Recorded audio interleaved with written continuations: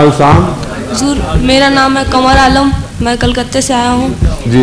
हुजूर, हम लोग जिस जगह रहते हैं उस जगह मुसलमानों की 4 से 5 लाख की आबादी है। ठीक है। और वहाँ सिर्फ 2 घर अहमदी थे जी। तो मुसलमानों ने दोनों घर पे एक बार अटैक किया जी। तो एक घर मुर्तद हो गए और हम लोग एक ही घर बचे हैं। अच्छा। तो उन लोगों को तबलीग करने के लिए हमें उनसे दोस्ती होनी चाहिए हमारी।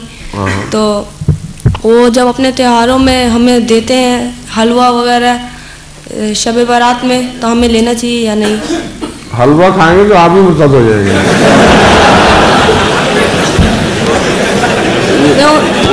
उनको काबू करेंगे, आप उनसे काबू आ जाएंगे। हम कहना चाहते हैं बात छोड़ें, अकल से काम लें। वो आपके दुश्मन इसलिए हैं कि उनको पता नहीं कि आप क्या हैं।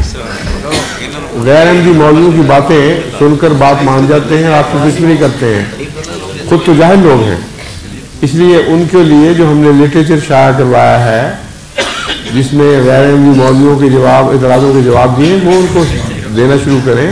अकल से काम लें, उनसे दोस्तियां बढ़ाएं, मगर शब बारात का हलवा खाकर नहीं, उनको हलवे खिलाकर।